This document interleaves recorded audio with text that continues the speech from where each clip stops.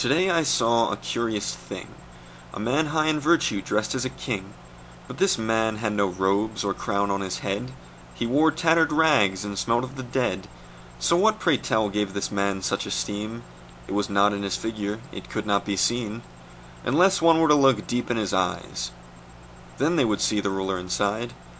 See, this man was a vagrant at best, but he held high his head and protruded his chest. True, he was begging, an act viewed with disdain, but what the world didn't know was he held noble aims.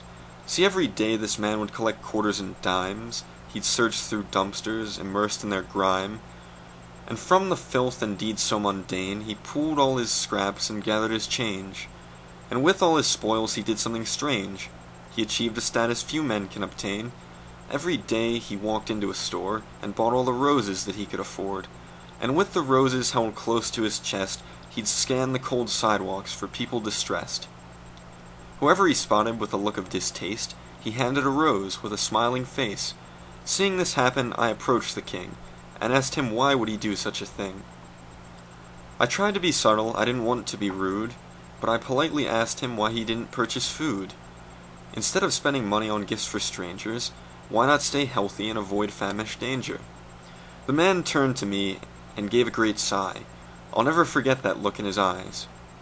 The look was of sorrow, of sadness, of pity. The man then said something that will always stick with me. Food becomes spoiled, withered, and rotten, but good deeds live forever. They are never forgotten. Then the man smiled, and as he turned, he tossed me a rose, in hopes that I'd learn that happiness is nothing to be bought or sold. It costs next to nothing, but it is worth more than gold. So the next time you are feeling life's brutal sting, think of the feats and words of the king.